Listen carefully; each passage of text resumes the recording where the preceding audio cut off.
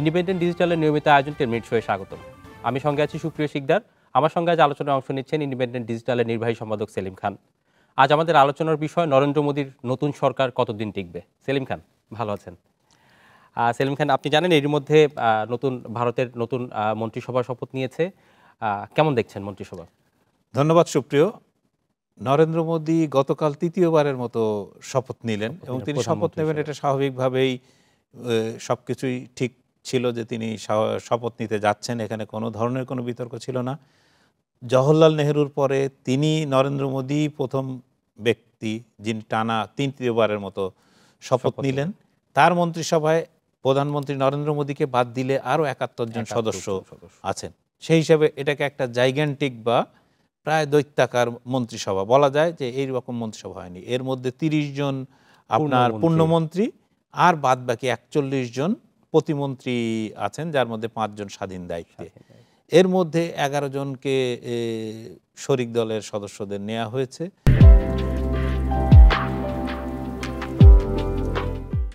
নরেন্দ্র মোদীর গতবারের যে সংখ্যাগরিষ্ঠতা, এবারে থাকা না থাকার যে পার্থক্য, সেটা মন্ত্রিসভাতে প্রতিফলিত হয়েছে। গত 2014-তে এই সংখ্যাটা ছিল আপনার 46 জন, 2019-এ এই সংখ্যাটি ছিল 58 জন। ফলে এইবার একটু বড় হলো, প্রায় 72 জনের মন্ত্রিসভা, আপনি যেমনটা এবং সারা ভারতবর্ষকে কিন্তু মোদী কভার করার চেষ্টা করেছেন, যে সবার প্রতিনিধিত্ব। এত বড় মন্ত্রিসভা আসলে কেন এত বড়? একটা হচ্ছে যে ওই যেটা একটু আগেই বললাম, যে 2014-তে মোদীর 282 আসন নিয়ে বিজেপি একক সংখ্যাগরিষ্ঠ ছিল। 2019-এ 303 আসন নিয়ে বিজেপি একক সংখ্যাগরিষ্ঠ ছিল। ফলে বিজেপির শরিক দলগুলো পাশে থাকলেও তাদেরকে পাত্তা দেওয়ার বা সেইভাবে তাদেরকে মন্ত্রিসভায় স্থান দেওয়ার প্রয়োজনীয়তা হয়নি। ফলে নরেন্দ্র মোদী অনেকটাই ছোট রাখতে পেরেছিলেন তার মন্ত্রিসভা, যে কারণে প্রথম ওই 2014-তে 46 জন এবং 2019-এ 58 জনকে নরেন্দ্র মোদী করলেন। এইবারে এই সংখ্যা 72-এ নিয়ে গেলেও আপনি যে শরিক দলগুলোর কথা বলা হচ্ছে, তাদের কিন্তু মাত্র 11 জন আছে। তো আমরা যদি 72 থেকে 11 বাদও দিই, তাহলে বিজেপির নিজের মন্ত্রীর সংখ্যাই কিন্তু 61। ফলে নানা ধরনের ইফস অ্যান্ড বাটস এখানে যুক্ত।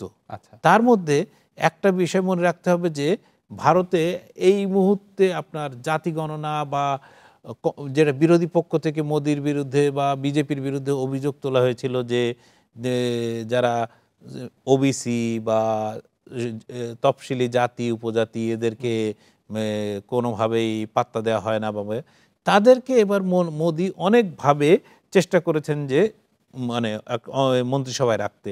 ওবিসি থেকে 27 জন, শিডিউল কাস্ট বা তফসিলি জাতি যাদের আমরা বলি তার 10 জন, এবং তফসিলি উপজাতিদের 5 জনকে কিন্তু এই মন্ত্রিসভায় রাখা হয়েছে। মনে রাখতে হবে যে মোদি নিজেও কিন্তু একজন ওবিসি থেকে আসছেন, যাদের ভারতে বলা হয় যে পিছিয়ে, আদার ব্যাকওয়ার্ড ক্লাস বা পিছিয়ে পড়া। আচ্ছা সেলিম খান, আপনি জানেন, আপনি বাংলাদেশে থেকে খুব তীক্ষ্ণভাবে ভারতের রাজনীতি ফলো করেন।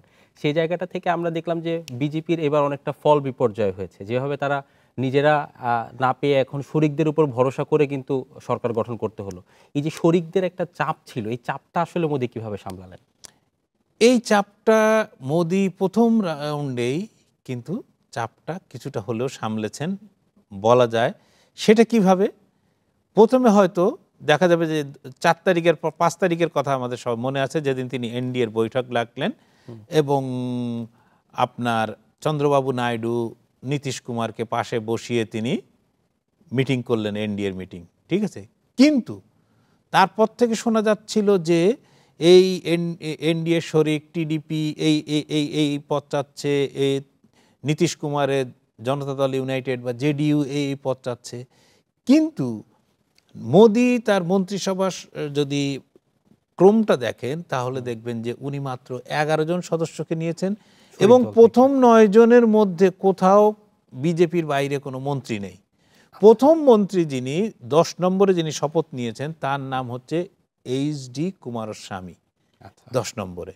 এবং বলা হচ্ছিল যে চন্দ্রবাবু নাইডু বা আপনার নীতিশ কুমার বার্গেন করছেন যে তাদেরকে বড় বড় মন্ত্রণালয় দেওয়া হবে, সেই রকম এখনো কোনো ধরনের কোনো ইঙ্গিত নেই। ফলে মোদি যে প্রথম ধাক্কাতেই কিন্তু উনি প্রথম রাতেই বিড়াল মেরে ফেলেছেন, আচ্ছা, যে শরিকদের কথা উনি শোনেননি। আপনি যারা পুরানো মন্ত্রী, তাদের মধ্যে মন্ত্রিসভায় মূলত ধরা হয় আপনার অর্থ, প্রতিরক্ষা, স্বরাষ্ট্র, আপনার এইগুলোকেই বড় বড় মন্ত্রণালয় হিসাবে মানে ধরা হয়। হ্যাঁ, ভারতের রেল মন্ত্রণালয় বড়, নগর উন্নয়ন, তারপরে আপনার গ্রাম উন্নয়ন, এগুলো অনেক বড় বড় মন্ত্রণালয়। ফলে এইগুলো মোদি হাতছাড়া করবেন বলে আমি এই মুহূর্তে বিশ্বাস করি না। শরিকদের দেয়া হবে, কিন্তু সেটা অপেক্ষাকৃত কম গুরুত্বপূর্ণ জায়গা। আচ্ছা, এই যে আবারও সেই আগের প্রসঙ্গ কিছুটা টানতে হয় যে শরিকদেরকে অনেকটা ভর করে বিজেপি আবার ক্ষমতায় আসলো, সেই জায়গাটায় যে শরিকদেরকে এভাবে সামলানো হচ্ছে, এটা আসলে কতটা কাজে দিবে? এটা কি হিতে বিপর্যয় হতে পারে কখনো? না, এইটা আপনার শরিকদের এইভাবে সামলানো তো আপনি এই চাপটা তো এইভাবেই সামলাতে হবে, এবং তিনি সেই সামলানোর কাজটা যথাযথভাবে করেছেন। এখন জিনিসটা যে যে এই সামলাতে গিয়ে কে খুশি হচ্ছেন কে না খুশি হচ্ছেন, তার মধ্যে প্রথম অখুশি হয়েছেন তাদের একটা অন্যতম শরিক এনসিপি, মহারাষ্ট্রের একটি দল, অজিত পাওয়ার যার নেতা, তার একজনকে বলা হয়েছিল যে প্রতিমন্ত্রী হিসাবে শপথ নিতে, কিন্তু তিনি বলেছেন আমি আগে একসময় পূর্ণমন্ত্রী ছিলাম, আমি কিভাবে প্রতিমন্ত্রী হিসাবে শপথ নিই। ফলে প্রথমেই কিন্তু একটু হলেও মানে এই পুরো দ্বিমতের জায়গা এসেছে। ইয়ের মধ্যে একটুখানি ক্ষত থেকেই যাচ্ছে মোদির আচ্ছা। মধ্যে। আচ্ছা সেলিম খান, এবার আপনার কাছ থেকে একটু মোটা দাগে শুনবো আসলে এই যে আহ, শরিকদের সাথে কিছুটা বনিবনা না হওয়া, তারপরে মোদির তৃতীয়বার সরকার গঠন করা, এটাকে অনেকেই আশঙ্কা করছে এটা আসলে কত দূর যাবে, মোদির এই সরকার কত দিন টিকবে আসলে, এটা আপনার কাছে কি মনে হয়? একটা কথা হচ্ছে যে মোদি সরকার গঠন করতে পারবেন না এটা বলা হচ্ছিল, কিন্তু তিনি সরকার গঠন করেছেন। এখন বলা হচ্ছে তিনি কতদিন টিকবেন, তিনি টিকবেন কি টিকবেন না সেটা একটা বড় প্রশ্ন। কিন্তু এই যে আপনাকে বললাম যে এনসিপি শপথ নিতে রাজি হয়নি। আচ্ছা, 2 নম্বর হচ্ছে যে ভারতে প্রথম যে জিনিসটা, লোকসভার যে অধিবেশন বসবে সেখানে প্রথম যে কাজটি হবে সেটা হচ্ছে স্পিকার নির্বাচন। ভারতের নিয়ম অনুযায়ী একজন বয়োজ্যেষ্ঠ সাংসদকে প্রোটেম স্পিকার করা হয়, তিনি প্রথম সভায় সভাপতিত্ব করেন, এবং ওই দিনই সংখ্যাগরিষ্ঠ সাংসদদের ভোটে একজন স্পিকার নির্বাচিত হন। তো উনি একজন মোটামুটি সংখ্যাগরিষ্ঠতা পেলেই স্পিকার হয়ে যান। এখন প্রশ্ন হচ্ছে যে বিজেপি তো 240টি আসন, আচ্ছা, তাহলে বিজেপি প্রার্থী দিলে তার সব শরিক বা তারা যদি সমর্থন না দেয়, তাহলে বিজেপি যদি লোকসভা নির্বাচনের স্পিকার পদে হেরে যায় বা কোনোভাবেই তাদের অন্য কোনো কেউ প্রার্থী হন, সেটি হচ্ছে প্রথম বিপর্যয়। এটি বিজেপি কিভাবে সামাল দেবে? কারণ আপনার মন্ত্রিসভায় ইতিমধ্যে চন্দ্রবাবু নাইডু, নীতিশ কুমার বা অন্য শরিক কাউকেই তেমন কোনো পদ বা তেমন গুরুত্বপূর্ণ জায়গায় না নিয়ে এসে কিন্তু মোদির বা বিজেপি প্রমাণ করেছে যে তারা শরিকরা যেভাবে চাপ দিচ্ছেন এই চাপ মানতে তারা রাজি আছেন। মানে আচ্ছা, ঠিক একইভাবে বিজেপির যে অভ্যন্তর খবর সেটা হচ্ছে যে তারা স্পিকার পদটাকেও ছাড়তে চান না। কারণ আপনি জানেন যে স্পিকার পদটি অত্যন্ত গুরুত্বপূর্ণ, বিশেষত এই ধরনের অধিবেশনে। আর এই যখন এই রকম একটি ভঙ্গুর, শুধু বলবো না, মানে ওয়ান কাইন্ড অফ হ্যাং অবস্থায় একটা সংসদ তৈরি হয়, সেখানে স্পিকারের ভূমিকা খুব গুরুত্বপূর্ণ হয়ে দাঁড়ায়। কারণ স্পিকারের সিদ্ধান্তই হচ্ছে অল ইন অল, স্পিকার যা বলবেন সেটি হবে শেষ কথা। ফলে এই ধরনের একটা প্রথম পরীক্ষাটি হচ্ছে স্পিকার নিয়ে।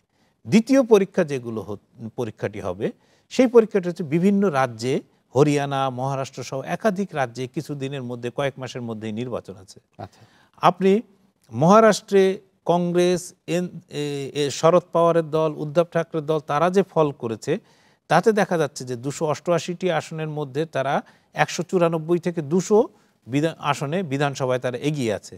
এখন যারা ভেঙে আসছিলেন উদ্ধবের শিবসেনা বা শরদ পাওয়ারের এনসিপি, তারা এখন পুরনো দলে ফিরে যাওয়ার নিচ্ছেন, উদ্যোগ নিচ্ছেন, আলোচনা চালাচ্ছেন। এগুলো কিন্তু আলোচনা চলছে। হরিয়ানায় কিন্তু কংগ্রেস অনেক ভালো করেছে, তারা 10টি আসনের মধ্যে 6টি পেয়েছে। আচ্ছা, ফলে এই সব রাজ্যগুলোর নির্বাচনে কি হবে তার উপরেও কিন্তু অনেক ক্ষেত্রে নির্ভর মোদির করছে। ভবিষ্যৎ, বিজেপির ভবিষ্যৎ বা এই সরকারের ভবিষ্যৎ নির্ভর নির্ভর করে আছে। সেক্ষেত্রে নীতিশ কুমার, চন্দ্রবাবু নাইডুরাও ঘুরে যাবেন কিনা, কারণ আপনি যদি দেখেন নীতিশ কুমার এবং চন্দ্রবাবু নাইডুর যে এজেন্ডা, সেটা বিজেপির ঘোষিত যে এজেন্ডা, যে কোনো মুসলমানদের কোনো ধরনের সংরক্ষণ দেয়া যাবে না, অথচ চন্দ্রবাবু নাইডু 4% সংরক্ষণ মুসলমানদের জন্য রেখেছেন। তিনি পাশাপাশি খ্রিস্টান, ইহুদি সব সম্প্রদায়ের জন্য রেখেছেন তার দল। ফলে এইখানে একটা বিজেপির সঙ্গে ব্যাপক তাদের ক্ল্যাশের জায়গা আমরা দেখলাম এই তৈরি। মন্ত্রিসভাতেও কোনো মুসলিম সদস্যকে রাখা হয়নি। হ্যাঁ, মুসলিম সদস্য এবারও নেই, গতবারও ছিলেন না। এবং বিজেপি দল থেকে সবচেয়ে বড় কথা, ভারতের সবচেয়ে বড় দল, সেই দলে যে দেশের জনসংখ্যার প্রায় 15% মুসলমান, সেই তাদের একজনও প্রতিনিধিত্ব নেই। এটা একটু মানে ভালো না লাগারই বিষয়। এবং তাদের দলে প্রায় শিখ সম্প্রদায় থেকে একজনকে মন্ত্রী করা হয়েছে, কিন্তু পাঞ্জাব বা কোথা থেকে তাদের শিখ সম্প্রদায়েরও তাদের দলে কেউ নেই। ফলে বিজেপি দলটা একটা বলা যায় প্রায় একমুখী চরিত্রের হয়ে গেছে। এটা একটা মানে বহু জাতি, বহু ভাষা, বহু ধর্মের দেশ হিসাবে ভারতের একটি বড় দলের কাছে এটি কখনো কাঙ্ক্ষিত হতে পারে না। এখন মোদিরা কিভাবে এটা পরিবর্তন করবেন, এটা ভবিষ্যৎ বলবে। ধন্যবাদ সেলিম খান। দর্শক, আজ এ পর্যন্তই। রবি থেকে বৃহস্পতি থাকুন 10 মিনিট শোর সঙ্গে, থাকুন ইন্ডিপেন্ডেন্ট ডিজিটালের সঙ্গে।